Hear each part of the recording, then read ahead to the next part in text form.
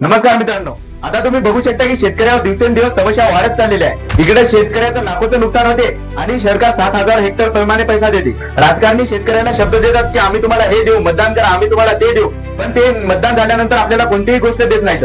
तर मित्रांनो, आता बघू शकता की तुम्ही शेतकऱ्यावर दिवसेंदिवस किती अत्याचार वाढत आहे आणि त्यानंतर आपले जे म्हणजे राजकारणी लोक आहे ते फक्त आपल्याला एक वादा देतात की आम्ही तुम्हाला हे देऊ, आम्ही तुम्हाला ते देऊ, परंतु शेतकऱ्या असे कोणते आर्थिक नुकसान त्याची भरपाई होत नाही।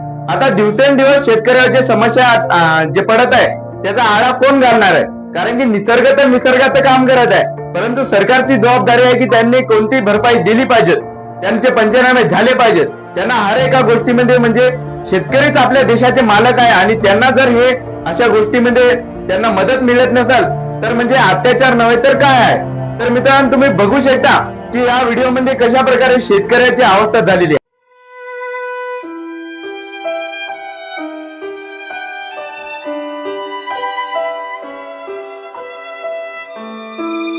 अरे आता तरी सुधरा राजकारण्यो, डांबर खाय, संडास खाय, हे सगळ्या तुम्ही गोष्टी तर खाल्ल्यात। शाळेचे पैसे काय, हे काय, टाक्या पाण्याचे पैसे काय, परंतु शेतकऱ्यावर जे असा अत्याचार होत आहे थोडस ते तरी कमी करा।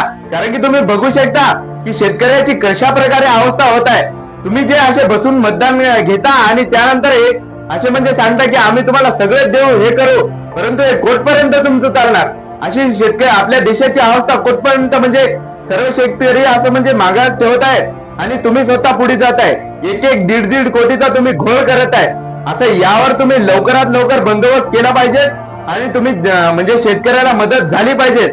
आणि त्यानंतर तुम्हाला माहित आहे की आपण म्हणजे एखादी जर गाडी नसली तर आपण जगू शकतो, आपल्याला एखादा मोबाईल नसला तर आपण जगू शकतो, किंवा कोणतीही अशी वस्तू जे आपल्याला भले असे म्हणजे घर जरी म्हणलं तरी आपण कुठे ना कुठेतरी एका दिवसा 2 दिवसासाठी राहू शकतो। परंतु जर अन्नच खायला नसलं तर तुमची कशी तळमळ उठते, पोटातली कशी आग उठते तुम्हाला माहित आहे। म्हणून शेतकऱ्याला तुम्ही जर आजपासून जास्तीत जास्त महत्व देण्याचा प्रयत्न कराल तर शेतकरी पण तुम्हाला जास्तीत जास्त सपोर्ट करेल। आणि शेतकऱ्याच्या मालाला भाव, तुम्ही त्याच्यावर टॅक्स लावता, तुम्ही त्याच्यावर प्रत्येक गोष्टीवर म्हणजे शेतकऱ्याला इकडून तिकडून आत्महत्या करण्याचं कारण हेच आहे।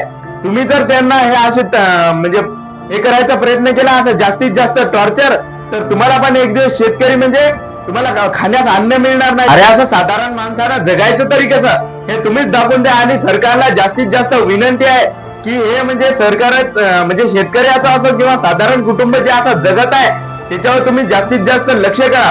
स्वतःच्या आपल्या जगण्याकडे पाहू नका, किंवा म्हणजे आपण जास्तीत जास्त मोठा मंत्री होईल याच्यापेक्षा तुम्ही आपण कसा आपला देश डेव्हलप करता येईल, आपला देश कसा आर्थिक स्थिती आपल्याला वाढवता येईल याच्याकडे लक्ष द्या।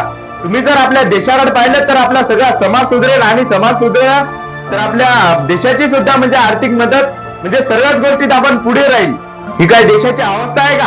हे व्हिडिओ पहा तुम्ही कशा प्रकारे आहे। त्यानंतर सरकारला फक्त तुम्हाला सांगतो, तुम्ही जर आजपर्यंत पासून जर हे ना याच्याकडे लक्ष नाही दिलं तर येणारी सरकार तुमची कधीही टिकणार नाही। तर मित्रांनो, येणाऱ्या काळात आपली अवस्था बिघडू नये, आपल्या देशाचं संतुलन राहिलं पाहिजे, या व्हिडिओचा एकच उद्देश आहे। तर मित्रांनो, व्हिडिओ कसा वाटला नक्की कमेंट करा आणि जास्तीत जास्त हा व्हिडिओ शेअर करा, कारण की आपल्या सरकारपर्यंत हा व्हिडिओ पोहोचला पाहिजे।